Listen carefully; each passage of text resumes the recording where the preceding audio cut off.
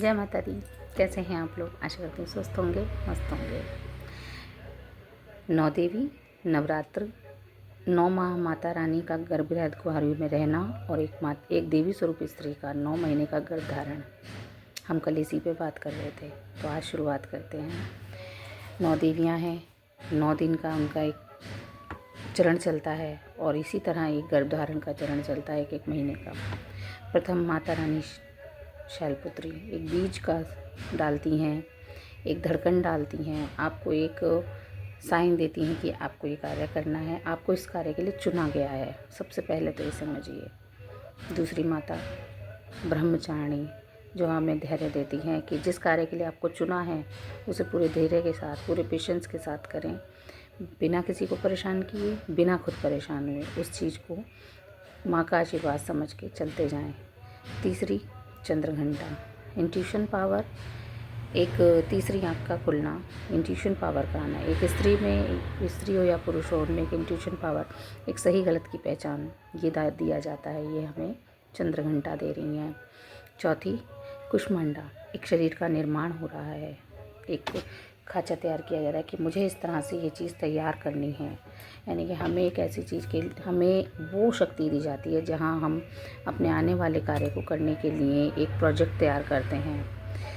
ये हमारा कुष्मांडा माता रहते देती हैं। स्कंद माता देती हैं हमें जहाँ एक स्त्री और पुरुष के होने का भेद पता चलता है। यानी कि मुझे ये सही है और ये गलत है, ये स्त्री है, ये पुरुष है, मेरे ये कर्तव्य हैं, आपके ये कर्तव्य हैं, स्त्री का कर्तव्य क्या है और एक पुरुष का कर्तव्य क्या है, ये धारणा उस बीच में डाली जाती है। ये स्कंद माता देती हैं। कात्यायनी खुद की रक्षा करने के लिए, जीवन रक्षा के लिए हमें एक जीव के अंदर नाखून, बाल जो चीज़ हैं वो चीज़ें देती हैं, आँखें, इन सब में जो एक एनर्जी आती है वो देती हैं। यानी कि अपनी रक्षा के लिए, खुद लड़ने के लिए, कि कैसे अपने लिए खुद के लिए लड़ना है। दूसरे के सहारे की ज़रूरत नहीं है आपको, खुद अपने लिए अपनी जंग अपने आप लड़ें। ये हर एक स्त्री और पुरुष में देती हैं वो कात्यायनी।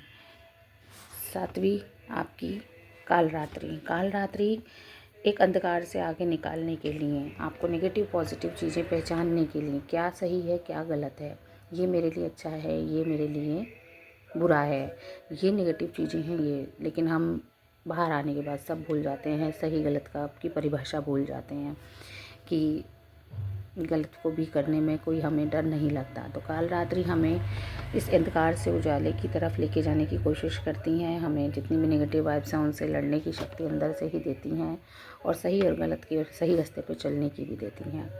8वीं महागौरी, सभी शस्त्रों के, सभी चीज़ों से तैयार होने के बाद वो अपने लिए, अपनी दौड़ के लिए हमें तैयार करती हैं, एक एनर्जी देती हैं हमें, इंट्यूशंस पावर, सारी चीज़ें जब मिल के एक प्रोजेक्ट तैयार हो जाता है तो उस बंदे को हर चीज़ के लड़ने के लिए आशीर्वाद देती हैं कि हाँ, आज आप बाहर आने के लिए तैयार हो, इस काम को करने के लिए पूरी तरह तैयार हो। 9वीं सिद्धिदात्री सारी चीज़ों का जो ये हमारा एक चरण चल रहा था, जो हमारी एक यात्रा चल रही थी, उस यात्रा से के लिए हमें आशीर्वाद देके बाहर आने के लिए हमें संकेत देती हैं और हम इस समाज में, इस दुनिया में आते हैं इन सब चीज़ों को, माता रानी के इन सारे आशीर्वादों को लेके।